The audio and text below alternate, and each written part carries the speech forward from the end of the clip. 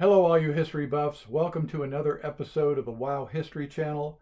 My name is Ron Guth, and in this episode, we'll be looking at some of the ironclad ships that were used during the Civil War, particularly those on the Union side.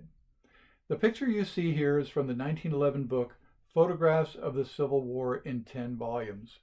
In my last episode, I chose 10 images from that volume, and I'll be showing many more in the future. If you like these images and videos, hit the subscribe button to receive notifications every time a new video is posted. The top picture on this page shows 3 ironclad vessels patrolling the Mississippi River. The bottom image is a closer look at the USS Louisville ironclad. Now, this is a perfect example of how a single picture can send you on a learning journey in all different directions. But let's start at the beginning. The title of the page is The Blue and the Gray. This refers generally to the blue uniforms of the Union soldiers and the gray uniforms of the Confederate soldiers. More specifically, in this case, it refers to a poem entitled The Blue and the Gray, which first appeared in September 1867 after the war had ended. The very first line of this short poem reads, quote, "By the flow of the inland river, whence the fleets of iron have fled, where the blades of the grass grave quiver, asleep are the ranks of the dead," end quote. The first part of this line is the subtitle for this image of the ironclads, and the entire poem is printed on the preceding page of the book. I'm not going to read the whole poem, but here's a picture of the page, and if you'd like to read it, hit the pause button, then restart the video when you're ready to see more. Unfortunately, the book does not give the full name of the author, at least on the page where the poem appears, but we do have 2 clues. The description of the ironclads refers to, quote, "Finch's noble lines," end quote.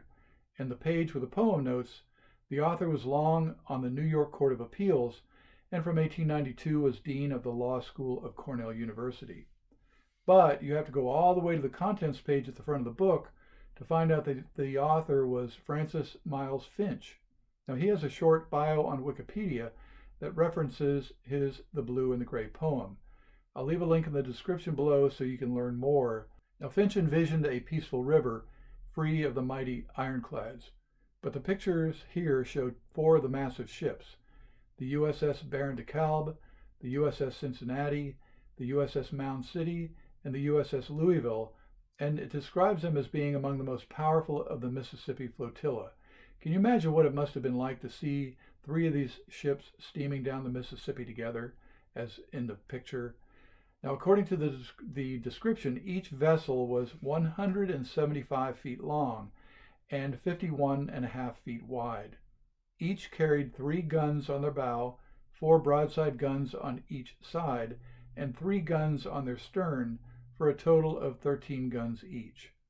The ships were armored with iron that was 2.5 inches thick, but despite their heavy weight, they drew only 6 feet of water and could move at 9 miles per hour. The book describes them as all being of the same class. What does that mean? Well, back to Wikipedia, where we find more interesting facts. These 4 ships were known as City-Class Gunboats. There were 7 of them in all, constructed by James Buchanan Eads. Yes, some kids back then were named after U.S. presidents. And they're called City-Class boats because they were all named after river cities in the north. They're also known as Eads Gunboats or Pook Turtles, P-O-O-K.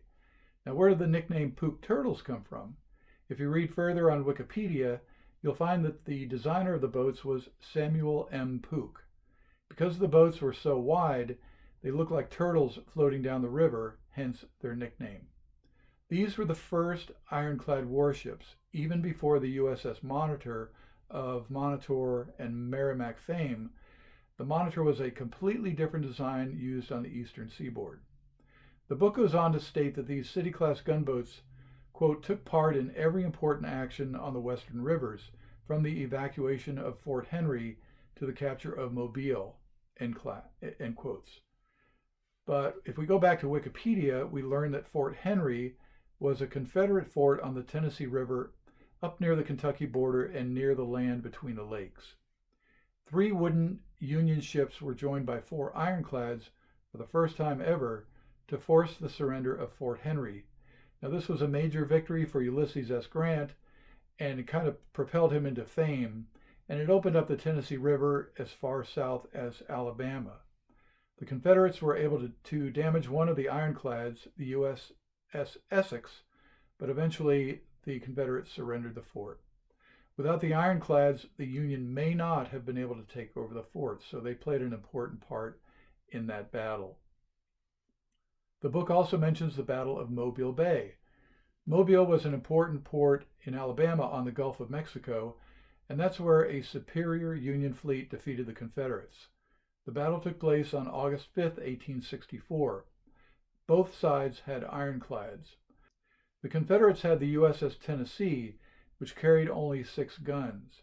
The Union side had 4 ironclads in the battle, alongside with the wooden boats, and all 4 of the ironclads that they used were modified versions of the Monitor with just a revolving gun turret. None of the City-Class Ironclads were involved in this battle, despite what the book says. The Battle of Mobile Bay was where Rear Admiral Farragut uttered the famous phrase, quote, "Damn the torpedoes, full speed ahead," end quote, which was actually a shorter version of what he ordered at that time. The close-up of the USS Louisville at the bottom of the page shows some interesting details. A look at the people standing on deck gives a relative sense of the size of the ship. The 2 smokestacks were for the boilers that ran the paddle wheel just back of the center of the ship. Each of the 4 gun ports on the side of the ship had hatch covers that could be lowered when the guns were being reloaded or retired. The sides of the boat were angled to 30 degrees so that direct hits would ricochet off the iron plating. Finally, there's a big tugboat in the right side of the picture that towed the ship in and out of port, thus saving the machinery and resources aboard the ironclads. The ironclads changed naval warfare forever, and eventually all of the wooden ships were replaced with those made of steel. Now, to find out what happened to each of the 4 ships illustrated in this picture, Google their names. Each one has a great story, and you'll learn a lot more. Thank you for coming along for the ride. Feel free to leave a comment or question below, and please stay tuned as I post more videos on the WOW History channel.